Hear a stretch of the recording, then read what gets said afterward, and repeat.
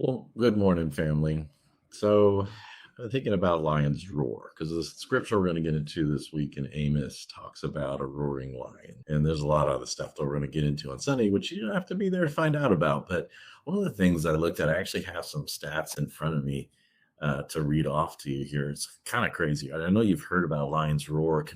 It can be heard for miles, right? Up to 5 miles, they say a lion's roar can be heard from. That's crazy, right? And at night, it can be even further when it's really quiet. But it's more than that. The roar can be up to 114 decibels. Okay, so that is like 25 times louder than a gas powered lawn. Give you kind of an idea of what that is. That's pretty crazy. In fact, it says physically, the low frequency waves that come off of their roar can be felt in a human's chest from miles away. That's just the roar. That's not even the rest of the power behind that roar, right? That's insane. That's crazy. Well, the idea of a roar is to communicate to the pride, to communicate to those around, to say, this is my territory. Don't touch my territory.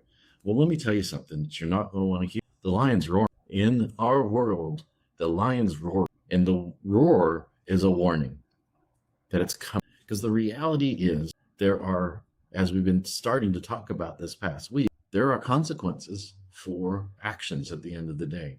No matter how you go about it, no matter what you do, if you eat too much, there are consequences. You put on weight, you get unhealthy, sometimes worse, diabetes, or whatever the case is, right? There are outcomes that come with every decision that we make, no matter how big, no matter how small, there are outcomes, and the lion is roaring.